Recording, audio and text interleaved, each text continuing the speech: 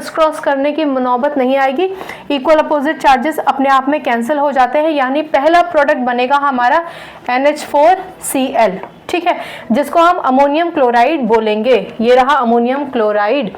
अगर इन्होंने बाद में दे दिया, आपने पहले बना दिया, उससे नंबर नहीं कटेंगे। चलिए अब हमारा दूसरा प्रोडक्ट क्या बनेगा भाई, ये NH4 पॉजिटिव और Cl नेगेटिव तो रेस में से गए, ये तो गायब हो गया, तो बचा क्या, बचा Al3 पॉजिटिव और OH नेगेटिव। हमेशा याद रखिए OH का मतलब दो एलिमेंट्स आपस में जुड़े हैं अपने आयनिक फॉर्म में, OH एक ग्रुप मान के चलिए आप, ठीक है।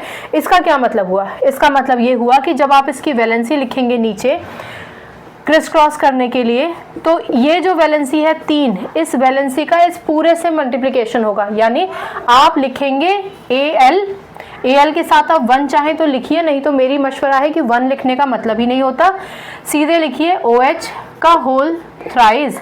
यहाँ होल 3 क्यों लिखा, कभी भी आप AlO3H3 लिखकर नहीं आएंगे, नहीं, ये गलत है। OH आप ये मान के चलिए कि एक ग्रुप है, ठीक है ना, अंग्रेजी के हिसाब से मत चलिएगा कि मैम 2 से ज्यादा होते हैं तो ग्रुप होता है।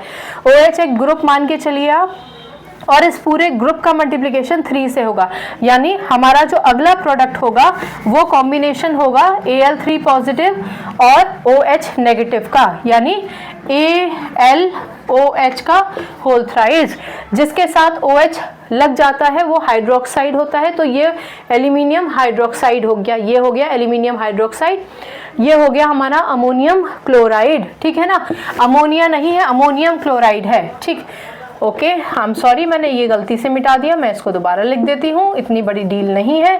चलिए, ये हमारा हो गया रिएक्टेंट, ये हमारा हो गया प्रोडक्ट। हमने कैसे पाया, रेक्टिफिकेशन तो की नहीं ना, सिर्फ आयंस एक्सचेंज किए। हमेशा याद रखिए ये आयंस में टूटेंगे, ये आयंस में टूटेंगे, तो इनके आयंस हमेशा एक्सचेंज होंगे, ठीक है ना। इसका मतलब NH4 पॉजिटिव हमेशा दूसरे नेगेटिव की तरफ और इधर का पॉजिटिव इधर के नेगेटिव की तरफ अट्रैक्ट होगा।